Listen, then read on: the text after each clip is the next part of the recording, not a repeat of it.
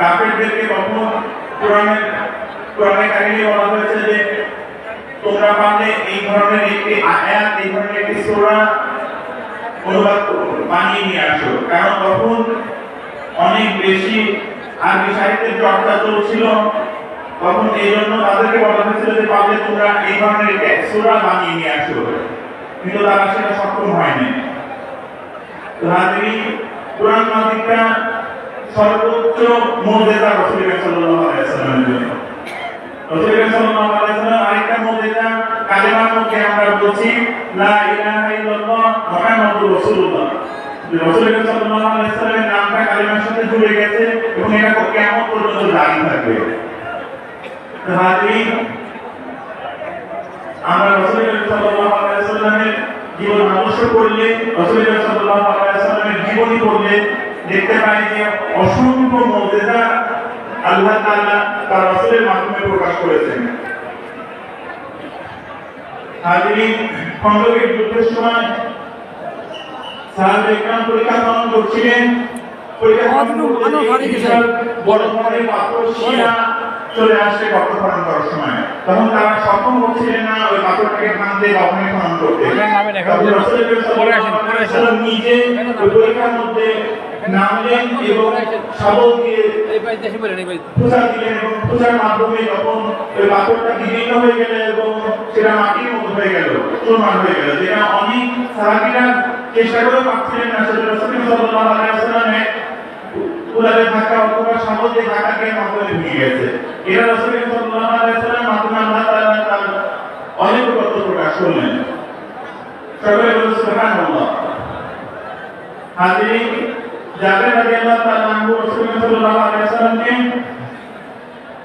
আপনার খন্দকের যুদ্ধের সময় দেখলেন রাসূলুল্লাহ সাল্লাল্লাহু আলাইহি ওয়াসাল্লাম অনেক ক্ষুধার্ত, তার পেটের মধ্যে দুইটা পাথর বাঁধা রয়েছে।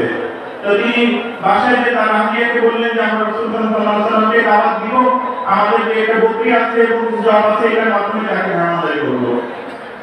তারপর রাসূলুল্লাহ সাল্লাল্লাহু আলাইহি ওয়াসাল্লামের দরবারে এসে তিনি রাসূলুল্লাহ সাল্লাল্লাহু আলাইহি ওয়াসাল্লামকে দাওয়াত দিলেন যে আজকে আমাদের বাসায় আপনার দাওয়াত। তো রাসূলুল্লাহ সাল্লাল্লাহু আলাইহি ওয়াসাল্লাম খন্দকের যুদ্ধে যে সমস্ত সাহাবায়ে কেরাম ছিলেন তাদের সকলকে দাওয়াত দিলেন আজকে জাবেরের বাড়িতে আমাদের দাওয়াত। তখন রাসূলুল্লাহ সাল্লাল্লাহু আলাইহি ওয়াসাল্লামের কথা শুনে উনি খুব বিস্মিত হয়ে গেলেন এবং বাসায় গেলেন, যে বাসায় বলতে এই কথাটা জানালেন যে রাসূলুল্লাহ সাল্লাল্লাহু আলাইহি ওয়াসাল্লাম সকলকে আমাদের বাসায় দাওয়াত দিয়ে দিয়েছে। তখন তিনি বললেন, তার ওয়াইফ বললেন যে এটা রাসূলুল্লাহ সাল্লাল্লাহু আলাইহি ওয়াসাল্লাম বলেছেন, তাহলে আমাদের কোনো চিন্তা নেই। এবং তিনি তার হাদিয়াকে জানালেন যে রাসূলুল্লাহ সাল্লাল্লাহু আলাইহি ওয়াসাল্লাম বলেছেন যে রান্না করে এবং সেটাকে ঢেকে রাখতে।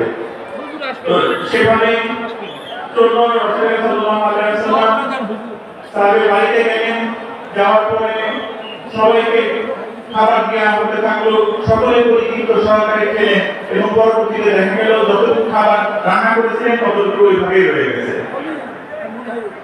হাজিরিন, যখন আমরা রাসূলুল্লাহ সাল্লাল্লাহু আলাইহি ওয়াসাল্লামের মাধ্যমে মিরাকেলগুলো, মুজিজাগুলো আমরা শুনি বা দেখি, রাসূলের জীবন আদর্শ থেকে পাই, তখন আল্লাহ তাআলা আমাদের মধ্যে ঈমানকে বৃদ্ধি করে দেয়, আমাদের মধ্যে ঈমানটা বৃদ্ধি পায়। আমরা চেষ্টা করব রাসূলের জীবন আদর্শ পড়ার জন্য এবং রাসূলের সিরাত পড়ার জন্য। আমরা প্রত্যেক বছর চেষ্টা করব একটা সিরাতের কিতাব পড়ার জন্য, যাতে আমরা রাসূলের জীবন আদর্শ কিভাবে চলেছেন, কিভাবে তার ব্যবহার ছিল, অন্যদের সাথে আচরণ ছিল, সেগুলো আমরা সেখান থেকে আমরা শিক্ষা নিতে পারি। হাজিরিন, প্রত্যেক বছরকে আমরা প্রত্যেক একবার করে শেষ করলে হবে না, পরবর্তীতে আবার করতে হবে। প্রথমে আপনি বছরে 2টা সিরাতের কিতাব পড়েন, যার মাধ্যমে আপনার জীবনটা অনেক সুন্দর হবে ইনশাআল্লাহ। তো হাজিরিন, আপনাদের প্রতি আমার আকুল আবেদন যে আপনারা সিরাতের বাংলা অনুবাদ অনেক কিতাব থাকে, সেগুলো পড়বেন, পড়ার মাধ্যমে আপনারা নিজেদের জীবনে রাসূলের জীবন থেকে শিক্ষা নিয়ে সেভাবে চলার চেষ্টা করবেন ইনশাআল্লাহ। হাজিরিন,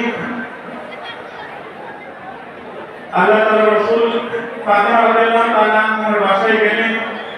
ফাতিমা রাদিয়াল্লাহু তাআলা আনহা বললেন যে আমি অনেক ক্ষুধার্ত, এবং তখন রাসূলুল্লাহ সাল্লাল্লাহু আলাইহি ওয়াসাল্লাম তার পেটের মধ্যে কাপড়টা উঠিয়ে দেখলেন যে আমার পেটে 4টা পাথর বাঁধা, আমি আরো ক্ষুধার্ত।